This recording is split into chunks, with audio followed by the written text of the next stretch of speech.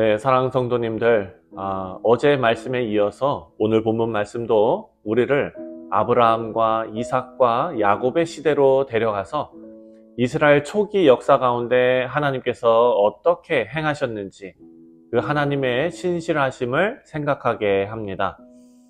먼저 12절과 13절을 보면은요, 그 당시 이스라엘의 조상 아브라함은 본토 친척 아비집을 떠나서 가나안 땅에서 나그네로 떠돌이 생활을 했다라고 기록하고 있습니다.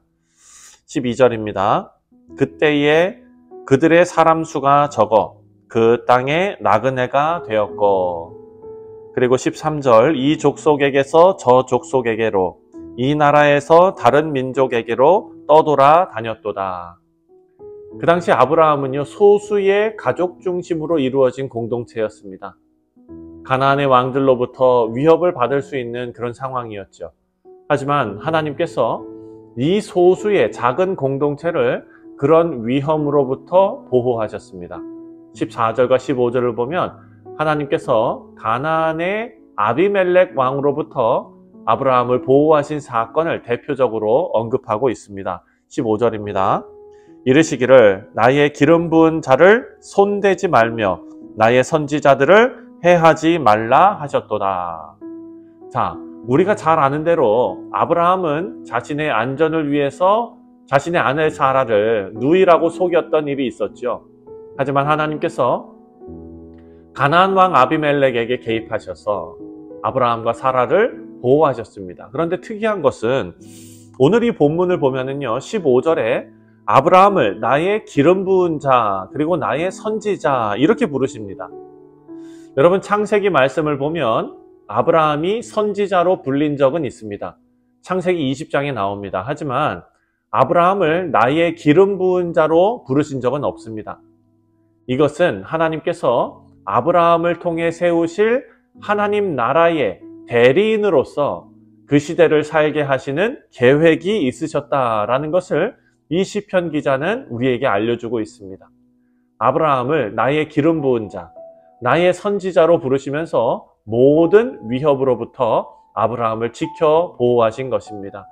우리 사랑하는 성도님들, 이 시편을 통해서 우리가 다시 한번 깨닫게 되는 것은 우리 주님의 몸된 교회로 우리는 모두는 하나님의 나라를 위해 부름받았다라는 사실이고 선택받았다라는 것을 알게 됩니다.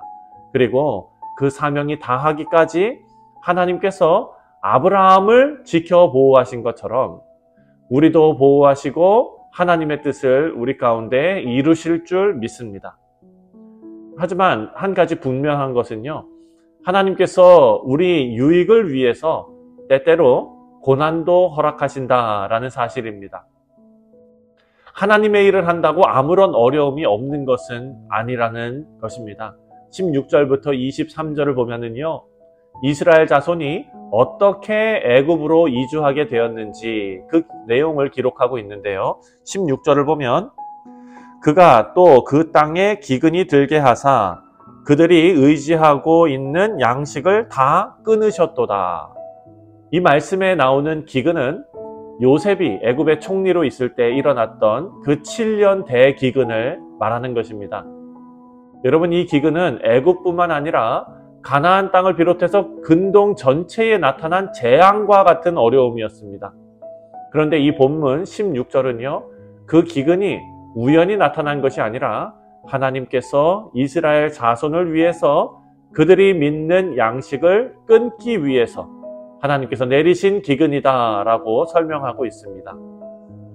생각해보면 사실 이 7년 대기근이 없었으면 요셉은 애굽의 왕 바로의 신임을 얻을 수 없었을 것이고 총리가 될 수도 없었을 것입니다.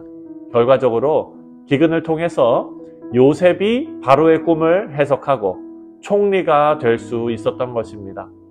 우리 사랑하는 성도님들, 이 세상에 임하는 모든 재난은요, 우연히 발생하는 것이 없습니다. 하나님의 뜻과 섭리 가운데 발생한다라는 것을 우리는 알아야 합니다. 이것은 비단 자연재해뿐만 아니라 아주 사소한 새가 날고 풀이 마르는 것처럼, 그리고 비가 내리는 것처럼 아주 사소해 보이는 그 어떤 일도 하나님의 섭리와 허락이 없으면 일어나지 않는다라는 사실입니다. 그런데 오늘 말씀에 나오는 이 기근의 원인을 잘 살펴보면 이스라엘 자손들이 그를 의뢰하는, 다시 말해서 믿고 의지하는 먹을 것, 양식을 끊어놓기 위해서 기근을 보내셨다라고 기록합니다.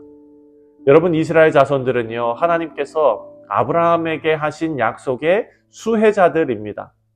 하나님께서 아브라함과 맺은 언약의 핵심은 그들이 복의 근원이 되게 하시겠다라는 것이었습니다. 복의 근원이 된다는 것은 일단 그들이 복을 누리는 것을 전제로 하죠.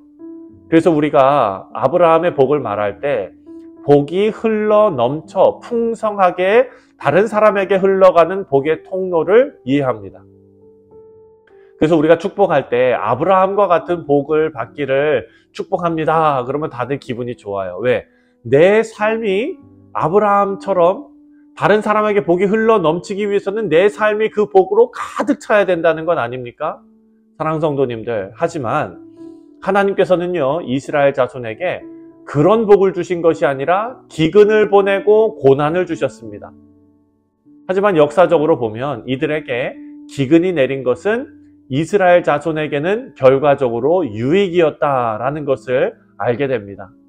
오늘 본문 초반에도 생각했지만 아브라함과 이삭과 야곱으로 이어지는 공동체는 가나안 땅에서 수많은 견제와 공격과 위협을 당하면서 살 수밖에 없는 그런 상황이었습니다. 그 당시 사람들이 계속 가나안 땅에 있었으면 가나안 문화와 우상들로 아마 이들의 신앙의 순수성을 지키기도 힘들었을 것입니다.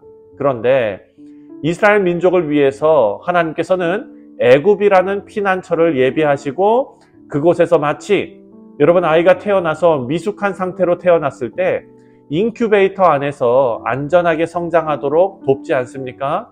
이스라엘 민족을 이렇게 인큐베이터에서 보호하신, 결과적으로 이스라엘에게 유익한 그런 상황이었다.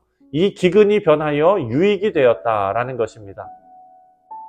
우리 사랑하는 성도님들, 하나님께서는 우리가 어떤 상황이라도 고통을 당하는 것을 기뻐하지 않으십니다. 하지만 고통에는 뜻이 있고 길이 있을 수 있음을 꼭 기억하시고 하나님의 선하심을 믿으시는 우리 성숙한 성도님들 되시기를 주님의 이름으로 축원드립니다. 성경은 우리에게 범사에 감사하라 라고 명령합니다. 범사에 감사할 수 있는 것은요, 환경에 상관없이 하나님의 선하심을 믿을 수 있을 때 가능한 것입니다.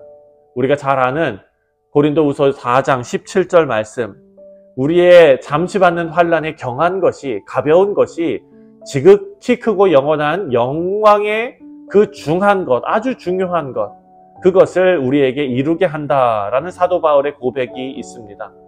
우리 사랑하는 성도님들, 오늘 하루 하나님의 선하심을 신뢰하시고 믿음의 여정에 임하시는 우리 모두가 되시기를 주님의 이름으로 축원드립니다. 기도하겠습니다.